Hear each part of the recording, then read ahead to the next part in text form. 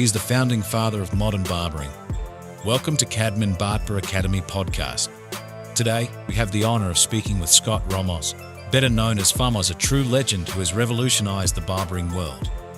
As an Andes ambassador, Famos has elevated the craft to new heights, educating and inspiring barbers across the globe. His barbershop, Saint in Winnipeg, stands as a testament to his commitment to excellence and innovation, showcasing a team that embodies the future of barbering. But Famos' influence extends far beyond his skill with clippers. He is a master network builder, creating connections that have made him a cornerstone of the barbering community. His dedication to mentorship and his role as an educator for Andes Clippers have solidified his status as a global icon, conducting world tours and sharing his expertise with aspiring barbers everywhere. Beyond his professional achievements, Famos is deeply committed to his family. He was able to achieve his dream of helping and supporting his mom. He is a mentor, son, brother, and a talented artist with a passion for drawing and painting, adding another layer to his multifaceted personality. Today, we dive into the journey of a celebrity barber, educator, and speaker who has redefined the industry and touched countless lives. We are honored to bring you this exclusive sit-down podcast with the legendary Famos. This is where you make your money. Just take care of it. Because if you don't take care of it, you're not going to make as much money.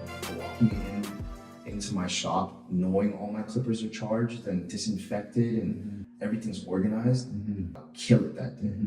My advice to aspiring barbers or younger barbers, like, you guys are so blessed to have the resources that you have. What's up, brother? Welcome to Toronto. Thank you. All the way from Winnipeg. Yeah, my second home is out here, bro. Yes, sir. Yeah. So what are you doing out here nowadays in Toronto? Every time I come visit here, it's all my clients back home. They're like, "Oh, you're leaving again? What are you doing out there?" Yeah.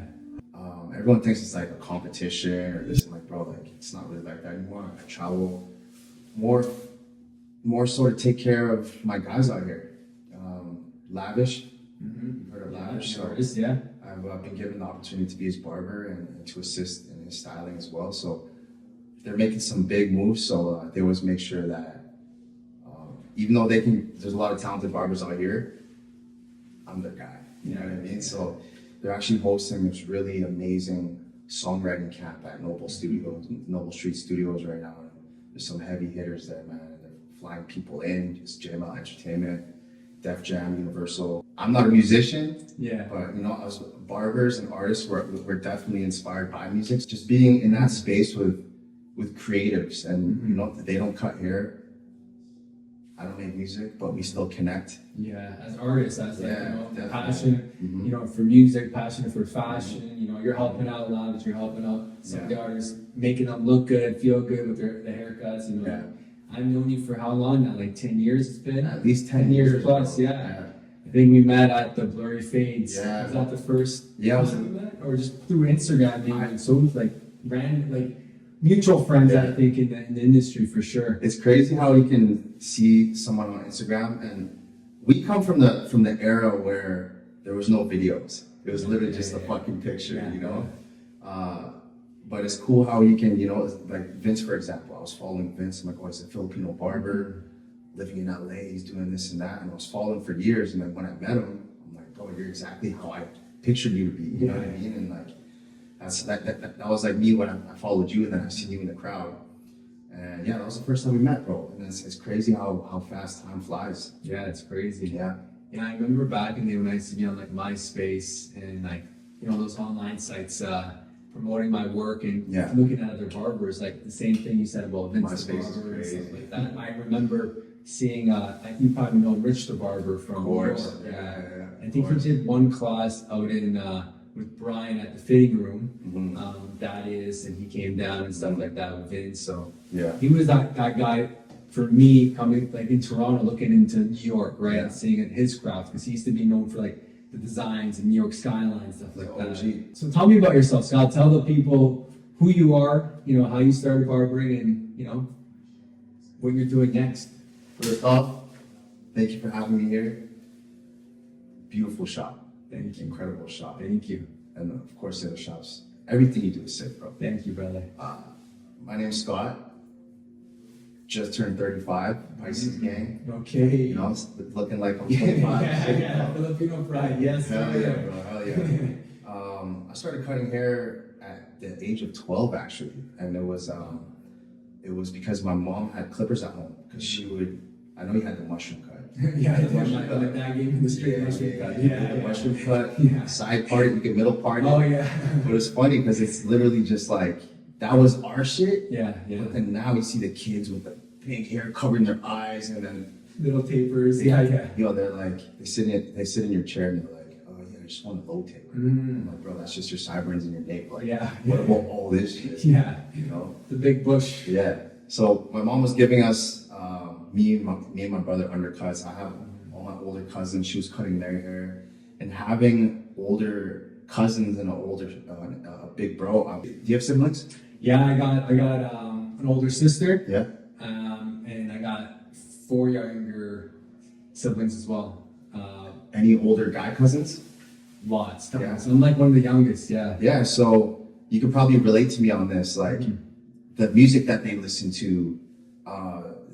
They were all my cousins were into basketball and Jordan. So like me as a kid, I'm like, okay, these things are all cool, and they all cared so much about their hair. Of course. Yeah. Yeah. So my brother was hella picky with his hair. So then every time it was haircut day, he would obviously get the haircut from mom's. It was a free cut. Yeah. But then they would like argue.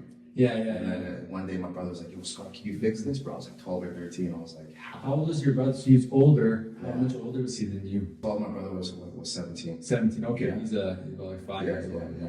So, yeah, I started cutting my brother's hair, and then from there, this is when like Usher was like wearing the blazers over the t-shirt with the A-Town hat. Oh yeah. But then when he didn't have the hat on, it was just a #1 buzz cut with the lineup. Yeah. So I started giving myself that haircut. And I'd line myself up. I'd use my dad's, like, you know those electric shavers, and like push the button, a little thing pops out. Okay, the little yeah. trimmer. So I was lining myself up with that.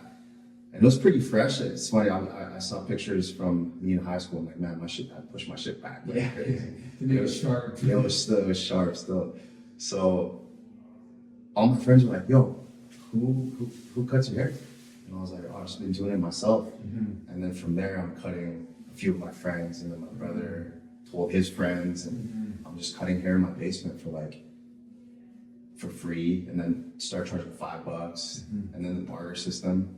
Oh yeah, I know. You know the barter Getting system? certain things. Even still to this day, Oh, yeah. we got That's that the barter best. system. Yeah, That's the best. I That's the love it, best. yeah. Yeah.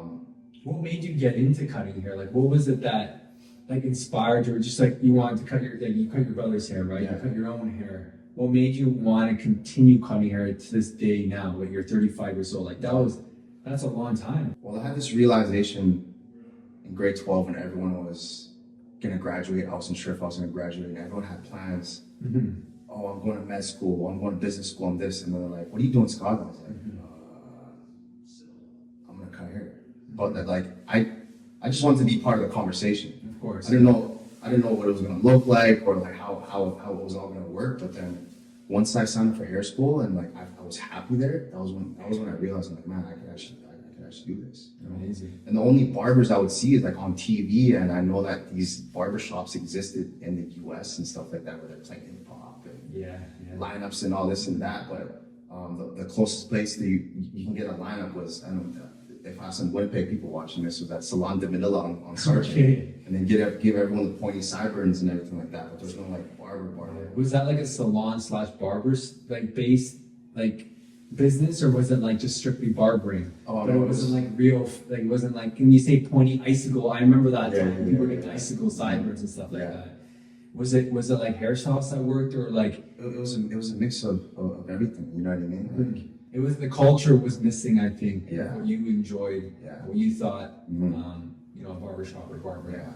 could be, I guess. Yeah. and just like it gave me purpose. And yes, the money eventually, gets good when you know how to actually manage it properly and raise your prices and really treat it like a business. Absolutely. And know that it's a service and that these people are taking their time and giving you their hard-earned money for a skill that you have and that you worked so hard towards achieving. So my business is turning 8. Wow, Which is congrats. crazy. 8. Thank you, brother. How old is CADMEN? We're going to 10, I think, this summer. That's crazy. Yeah. Congrats. So thank you. I appreciate it. Yeah. We've changed it. Obviously, you're here in the Mississauga location. We had this shop for about almost 10 years now.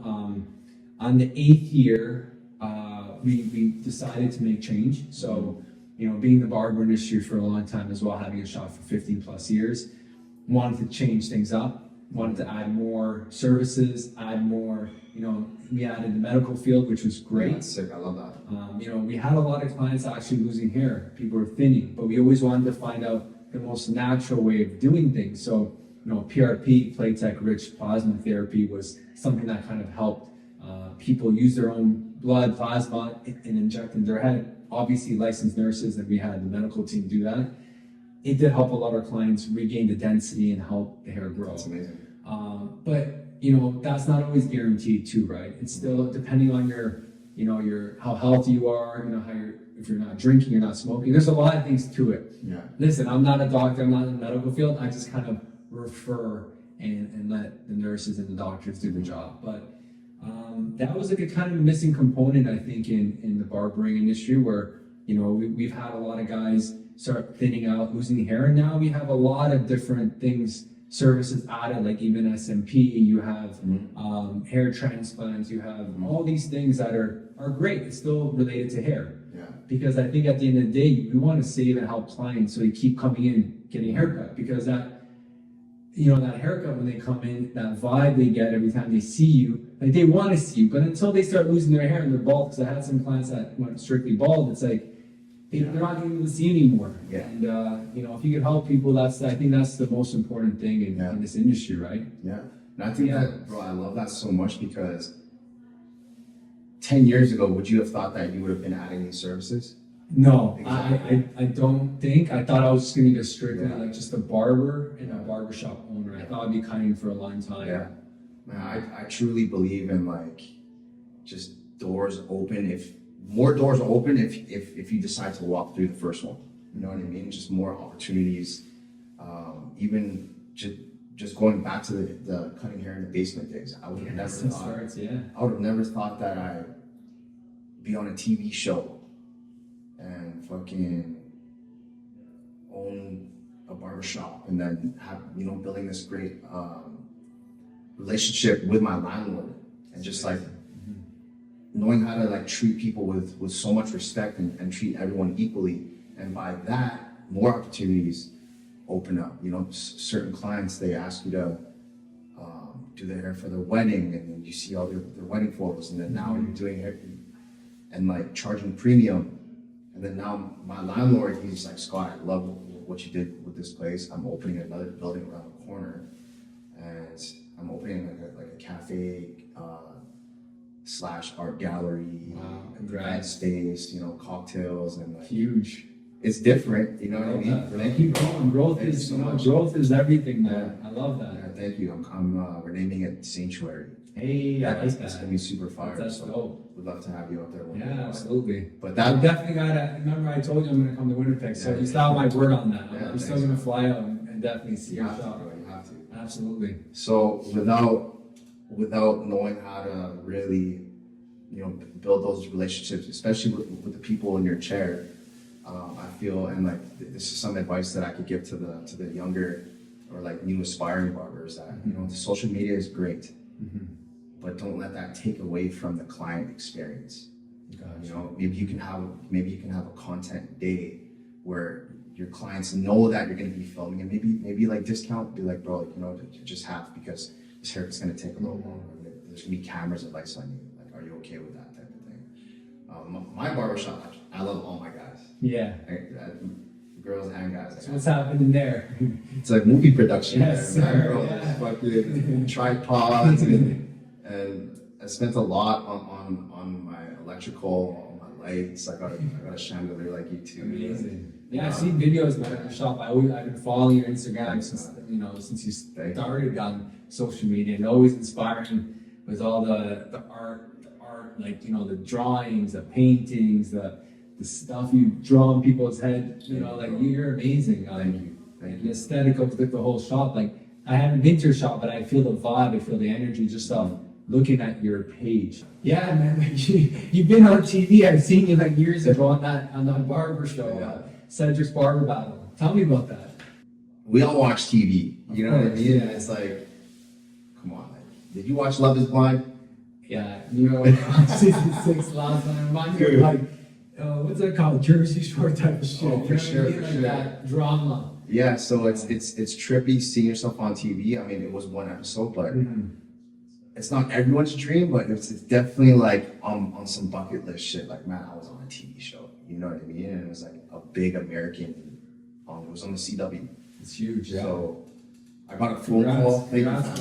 Thank you, I appreciate you. Biggest barber in Canada. Oh my God, no, showing up on us, bro, the network. Well, yeah. Speaking of Canada, like I was the only Canadian barber on the show. What? There's 10 episodes. Every episode had 3 barbers, and you know I had to show up, man. I had to show up. But how I got that opportunity, we come from the era, the Instagram era, where it was literally either just a photo, but then I remember they had the little upgrade where you can have a 15-second video. I remember that, yeah. So I was just like posting crazy content, and I was practicing my portraits and putting out a lot of like, I had some crazy work throughout that. How long did you take on some of these portraits you've done? Like, I've seen you do like Chris Brown.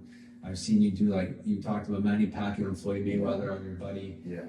Like, how long does it take you to do these like face portraits? Because I know that's kind of what I've known you for when you were at the Montreal shop. You were always doing some crazy portrait stuff. Yeah.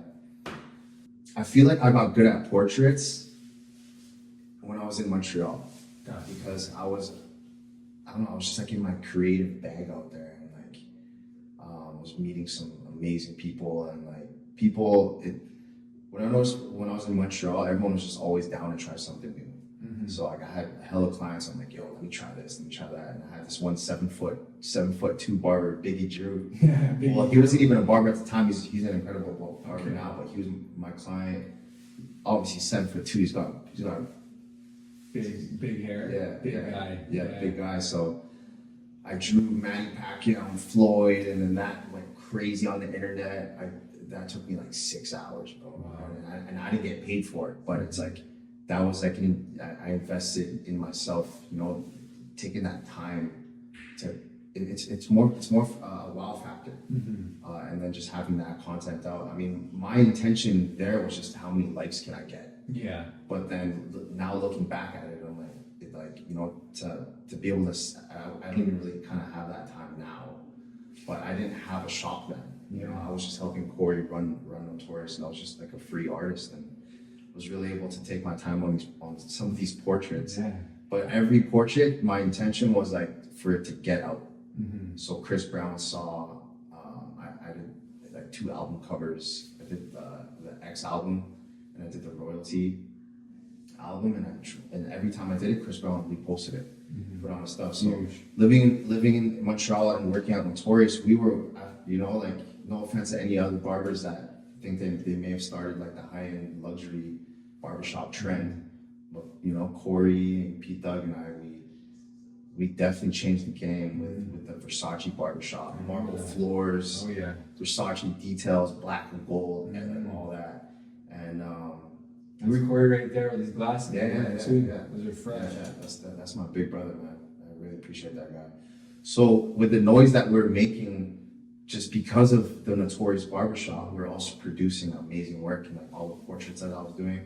So I got the attention, I guess, when they were casting and they were trying to pick barbers who they think might want to compete on the show. I got a phone call. I remember it was a super cold day. One of my barbers was sick, so I was cutting their clients, and then I just took the phone call quick outside. I'm just trying to rush it. I'm like, because the girl at the front desk told me it was urgent. Yeah. So I'm like, hi, what's going on? She's like, hi, my name's Bob from the CW network. I'm like, oh shit. I think this is probably for the TV show. And so she talked about the show, and they saw my work and blah, blah, blah. And I was like, yo, I can't talk right now.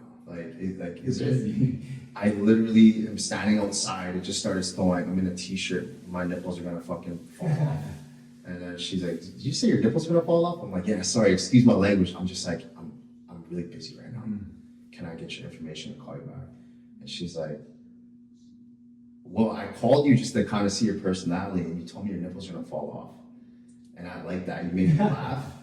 And I guess I passed some kind of a test or whatever. But weeks later, a couple contracts assigned, and the next, I'm in LA. We filmed this TV show, and it was an amazing experience, man. Shout out Lee from Barbershop Connect.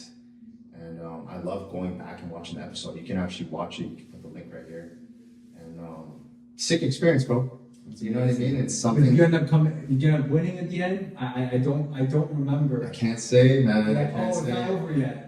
No, it's over. It's up there. Yeah, Okay, I'm not gonna. We're gonna have to check it out. So check it out. Yeah, go watch that. All right. Watch it. Let's just say, I never lose, man. Hey, I like that. No, I can't say that. Without our failures, we wouldn't be who we are today. But Of course, yeah. I've always known you as a humble person, man. Always genuine. Thanks, man. Always meet. You're like a big brother to a lot of people. I know you have a big brother. I know your big brother. He's a big brother to you. Great guy. I remember when we did in the Toronto shop, we did the Visionary Tour, Diego and Bird. Oh yeah. That was a lot of fun. That was sick. Yeah, that was a sick turnout. It was a good vibe.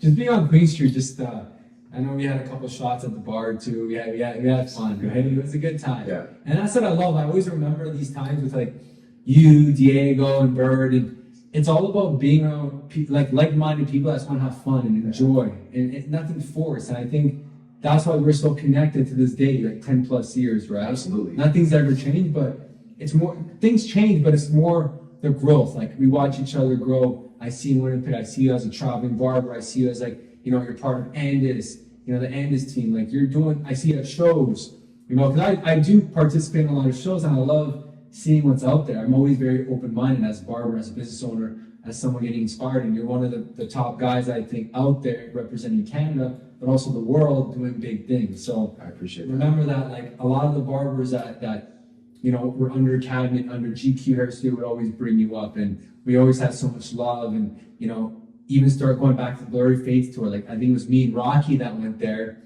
and then it was you, Mark, Vince, Bones. And Bones. That was like what, 8-9 years, maybe even longer than that. That was crazy. I'm pretty sure I got Chink the Barber to come up. Chink. How's Chink doing? He's a joker. Oh yeah, no, he's love that guy too. He's amazing, brother. Yeah. It's just seeing my friends and our brothers just evolve and mature. Absolutely. Right? And like Chink's sober, and he lets the world know that.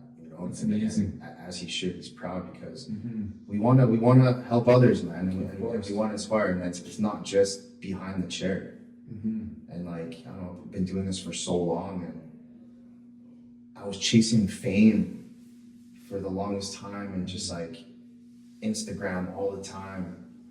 But now having a business and staff, I'm like, when we're building our website, shout out Nowadays Studio and my boy Henry for building our new website. I wanted people to read about the staff, like our team, and then, I set up a list of questions and everyone answered. Bro, I'm not even on that. So it comes to a core, like I'm thinking of them, and then also with their success grows the success of the shop, right? So great leader, man. Great leader. You put your team first, but you lead by example. Yeah. That's great. I asked you, like, okay, so how do you balance your time doing all these things? Bro, I can ask you the same. Like, I do a lot, but especially seeing my siblings and they each have 2 kids. I'm even just like, wow, like how are you doing this? You know what I mean? For me, I've had someone ask me this question before. Great question. They're like, how do you find your balance? I'm like, bro, I'm on this tightrope, just moving forward, hoping I won't fall off. Yeah. But I'm just balancing. I'm figuring it out, and then sometimes it's just so overwhelming. I'm like, I need an assistant, I need help, I need this, but I'm away right now, and then thank God for my team. They're able to hold it down. Yeah. Thanks so much for taking the time to absolutely, bro. to do this. I know you're a me, busy guy. No, thank you for having me, man. And with family, I was just trying to see them on the weekends. With Andis, opportunities like that, they always give you a few months heads up, so then you can definitely work around that. But I don't know. I feel like I haven't found my full balance yet. Still working on it. Still working on it, man. And like I think that's just like life. Like, you know, we're just working on life. Absolutely. Every day. But it's I get help. Like my sister helps me a lot with my business. You know, Amazing. like my payroll and my bookkeeping. Like that's definitely, like, she helps me a lot with that. Yeah, it's huge. And everyone at the shop, everyone holds it down, right? So thank God I have that. What's your focus at the shop as a shop owner? Like, what are some of your key things to make a great shop owner? Give me 3 major roles you play as a shop owner at Saint in Winnipeg. Mentor, because, you know, especially I like people that are just fresh from education, you know, and don't really have a clientele yet, because with that, you know, especially as business owners, we can help mold them into like steer them in the right direction, as opposed to getting someone that, you know, they know that they're good and they have a lot of clients. I mean, like, both are good, of course. but I don't know. I've helped bring up a lot of barbers, and I feel like that's something I'm passionate about. So definitely mentorship, just being in the shop working. Yeah, like you like being in the mix. You like being on the floor. Yeah, I love being on the floor. People, because my people, they can watch me and how I operate, and when the boss is in the shop, you know, the shop runs just a little bit better. A little better, yeah. You got the shop general on the floor. Yeah, you know, you have experience at the shop. Yeah. You know how it was. Even for us as barbers starting at a barbershop, our first barbershop, you know how it was. Like we didn't have that barbershop like etiquette, right? Yeah. It was a little different. It used to be like a dog eat dog, like, you know, hey, come over here with me. Like that's how I started the barbershop. It was a very, you know, no appointments. You know, people were waiting 2 hours. Hey, bro, let me get you a patty while I wait 2 hours to wait for my haircut. I'm like, all right, bro, but give me some rice and peas and some jerk chicken. Right? Man. I started at the Caribbean Barbershop in 5 and 10 in Mississauga, so the hood from Mississauga, and yeah, those are different. And I think the new generation, they're so blessed to have like a set schedule. You know, they're charging more than we did. We were charging like $10-15 starting off, maybe even less. Like, well, in the garage, it was definitely less than $10. Yeah, of course. In high school and you know before college and stuff, but. You know, and with social media nowadays, with the young guys, they have it to market. You know, advertise their work. I think social media is a big platform, but you know, I like what you said earlier. You know, you still have to be present and give the client your attention. Don't just think about what you're gonna post. You know, don't think about like using the client for like for branding and marketing, but you know, talk to him, make sure he's okay with that. You know, focus on the haircut, focus on the conversation, because that's how barbershops started. I know when we started, it was more for like people coming in, catching up, like, hey, how was your weekend? What did you do last weekend? What are you up to this weekend? You know, how was that game? How was that sports game? You know, just having good conversations, because nowadays, to be honest, like I only cut once or twice a week, and I have this VIP clients where I don't even like, I care about the haircut. Obviously, I want to make them look good and feel good and give them my all, but at the same time, it's more about the conversation. And it's like the relationship. I think that's what barbers were like. It's just, there's more than just cutting hair. It's a lot. It's a lot on top of that, right? Yeah. Mentoring my guys, being in the shop. And I don't know, I can't really think of the third one, but I feel like I'm now that old head where I want to remind these guys, like, yo, work harder. I know you weren't busy today, but like work harder, and everything's gonna be okay. It's not like nothing's gonna happen overnight. And also just being like, man, you guys have no idea how fucking lucky you are. And like I've been cutting hair. We've been cutting hair for so long, and with all that time that I put in, I was able to create this beautiful space for us.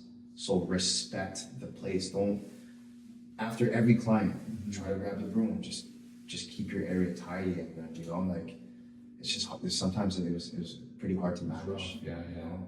I understand that too as being a shop owner. Like, people have to respect the temple, right? It's like a temple. It's your home. You have to take care of it. And usually, I think what people don't understand, or barbers don't understand, is that if you're a shop owner, we're paying the bills, we're paying the expenses. We have a lot on our plate as owners, and we have to make sure things are organized and in place. Because being a barber coming in, maybe you're getting commission, maybe you're renting a chair, maybe you're getting paid hourly, whatever it is. Like, you should respect the space and respect, the place you're cutting, because you're gonna get the same respect back. Yeah, it's like I see all your new Jordans. I saw you at the club and pictures and stuff like that. It's like, how are you paying for that? It's right here in the chair where your clients pay you. Show up on fucking time. And bro, I'm not perfect. I've been late. Yeah. The other day I slept through an alarm. You know what I mean? And it's like things do happen, but it's like just take. I mean, this is probably one of the Corey Shapiro had the best advice. Literally, it's written all over his branding. It's just take care of your shit. And like, simple and clean. Super simple. Just take care of your shit, man. It's like, this is where you make your money, and just take care of it. Because if you don't take care of it, you're not going to make as much money. It's true. You know what I mean? And it's like, bro, walking into my shop, knowing all my clippers are charged and disinfected, and all of everything's organized. Oh man, I'll kill it that day. And it all makes sense now. When I was younger, my mom's like, life will be better if you clean your room and fix your bed. Yeah. I'm like, well, mom, I'm coming home later to jump back in my bed. But like, I didn't understand it until I was like, just recently. Yeah. It always starts and it clicks in sometimes, not earlier in life, but later in life. And it's like, it's true. Just take care of your stuff. And like, my advice to aspiring barbers or younger barbers, like, you guys are so blessed to have the resources that you have now. When I was trying to learn fades, bro, there was like shout out Kaken as Randy real quick. Hey, I remember Kaken. Yeah, shout out Kaken. But yeah, it was like Kaken and like one other barber channel. Like, bro, just the resources that you have now. It's endless. It's endless. It's incredible. And like the access to tools. Bro, everything's cordless now. Yeah. Bro, like strange. It's like, yo, Scott, you cut my hair right now. It's like, well, do you have an outlet? Yeah. Like, is there somewhere to plug in my shit? But now it's like, bro, everything's cordless. Fucking shout out Andis clippers, man. Like, there you go. Best tools in the game. Oh, that's what's up. I think with Andis. Let's talk about Andis actually. Yeah. So, how did you come upon Andis out of all the brands out there? Why did you choose Andis, or how did they choose you? What happened there? Oh man, I feel like I manifested that ever since I got my first actual brand new set of clippers. And it was a set. It was like the Pivot Pro and the Speedmaster or something like that. Okay. I still have those clippers, but I just remember opening that. I plugged them in. They weren't cordless. Yeah. All these barbers now are so lucky. I Yeah. mean, like we're lucky too with that technology, but we come from the era where we can't cut anywhere unless there's an outlet. Yeah. But yeah, like my first barber battle, this was when I was already living in Montreal, and it was an Exotics barber battle. Oh man, those barber battle days were nuts, crazy.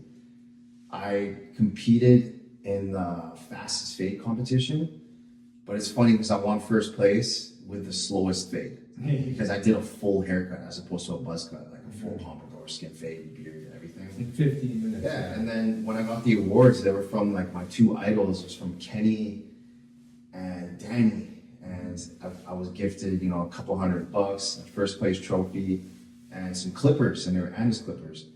And I just made sure I had their contacts. I would always call them for some advice, especially like when I started doing like a little bit of teaching here and there. I'd call Danny, and it was actually around the time when my dad was sick, and we were having such a hard time. And I remember I went for a cruise, took a break from the hospital, and then I parked in this parking lot near the hospital.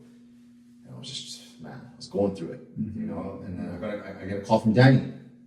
So I'm like, yo, what's going on, man? So we chopped it up for a bit, and then he asked me if I could help him with a class in Canada for this product company that he works with. It wasn't an Angus gig, but I was like, bro, I gotta be here for the family. Thank you so much for the opportunity. But I just want to put this out there. Mm-hmm. I want to be part of the Angus family. He's like, well, Scott, we're actually building a global education team, and you could be the Canadian guy. Hey. I'll put you in contact with who you need to speak to. So after a few conversations with the educational manager, and a couple months later, I'm now a global educator with Angus. And with that, thanks so much, bro. I'm so grateful for that, for the company and the team. Like it's really a family, and it's like every barber's dream to have that. And sometimes I have to pinch myself and just remind myself how blessed I am. I don't want to give out too much information, but I'm just like, sorry, Angus, but it's obvious. I get my tools on the low ski. Hey, you know what I mean? Like, super blessed for that. Yeah, that's what's up, man. Yeah, super blessed for that. It's American-made tools, just classic. You know what I mean? Like, you got the T outliner and the masters. Like, those are classics. Yeah, those are classics, right? And you don't know how it was when it was quartered though. T outliner, the zero got that. Kind of up open. Yeah, exactly. But it all started with Angus though. Like, yeah, the T outliner, the liners were like the sharpest and the best. Yeah, so shout out Angus. It's my squad. Yeah, so traveling with them, it's incredible. You know what I mean? Like, besides like the hotel and flight, like the companies will take care of that, but like it's just the experience is just incredible. Like, I do that shit for free. Mm-hmm. It's so fun, man. Just networking and even if someone hasn't ever been on stage before, I'm now watching like public speaking courses, like TED Talks, and amazing. And like that's completely different than cutting hair. But now I'm cutting hair and talking, or sometimes even just speaking, and like that itself is a whole other art form. So I'm super grateful that Angus has been able to steer me in that direction and just open like a new lane for me. So yeah, it's crazy. I have a lot of travels coming up this year, man. Mm-hmm. So, yeah, where are some places you're going to, like, for 2024? Nate, tell the people where you're going to be at. Yeah, so I'm gonna be in Chicago for America's Beauty Show, ABS. It's huge. It's massive, and from hairstylists to makeup artists, it's the beauty industry. Amazing. So it's not just hair.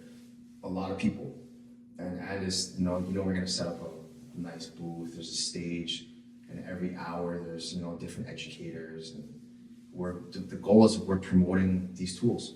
That's right? And like the way I like my style of education, because before I would get intimidated watching other barbers use such big words and like section hair a certain way, and I remember I spoke to my big bro. I was like, man, like I'm not as fancy. He's like, bro, who cares? Mm-hmm. You know what I mean? Like, just go up there and just treat it as if you were in the shop cutting hair. You're amazing at what you do, and you've been such a great mentor to so many people. So just focus on that. And like, I always humble myself, to let people know, like, wow, I'm so grateful to be here. Sometimes I can't even believe that this is real. But thank you guys so much for having me. Mm-hmm. And I'm not here to teach you how things are done. I just want to show you how I do things.